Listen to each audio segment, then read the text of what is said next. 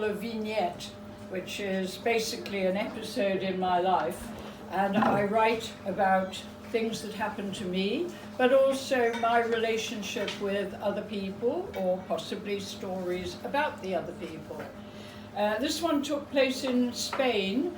I go to a place called Ojiva, which is up in the Alpujarras Mountains. That's quite near to Granada and Malaga. In fact, I'm going this Christmas.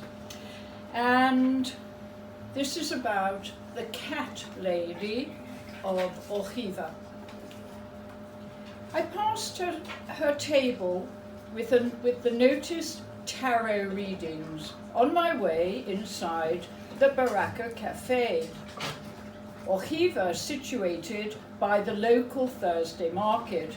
She looked at me knowingly and gave me a lovely, beguiling smile. I smiled back, but didn't stop because I was unsure if it was a ruse to get me to sit down and have my future read. But I was going to travel and meet a tall, dark stranger. I had, however, noticed her huge New Age adornment around her throat, that of the goddess Isis. I could have been in Glastonbury and imagined her there with Pinky and Romany, who I had met and photographed in Jaipur. She was wearing a deep royal purple flowing low-cut gown, showing her ample bosom. I felt compelled to return to talk, photograph her and hear her story. Inside the Baraka Cafe was dark and cluttered with New Age inhabitants discussing the week, looking at the overflowing notice board with local services and coming events. The ambience and the name was distinctly Moroccan. Well, I was in what had been Al-Andalus, when Cordoba and Fez had been united by the Jews and the Moors, when Muslim Spain was medieval territory between 711 and 1492.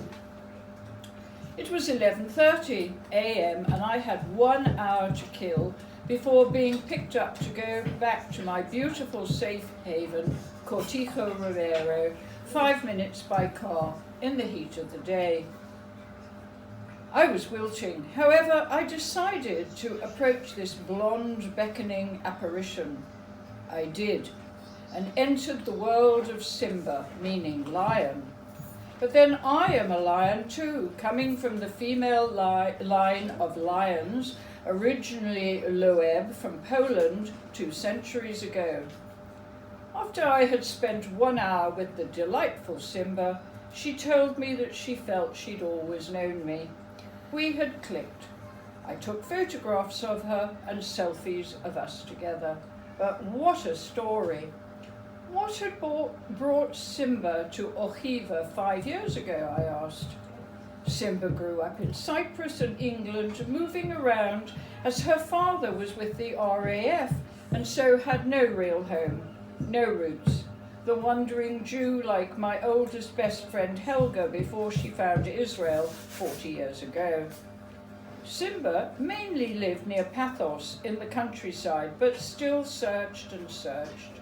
She kept meeting travellers who had told her about Andalusia, and so she listened, researching the mountainous area and the Berber white villages south of Granada on the net. Then she put in the word rustic Andalusia, and up came a cortijo called Los Picados, just outside Ojiva, including its guardians, a photo of its 2 resident large ginger cats. Being a cat lover, she desperately wanted to find those cats. They had spoken to her. They had meowed to her across the sea from Catlandia. They had catapulted her a message to come to Ojiva. She heard their cry and was compelled to leave on a quest with her then partner. They had 1 week to make a decision. He left, she stayed. She found the cortijo and moved in.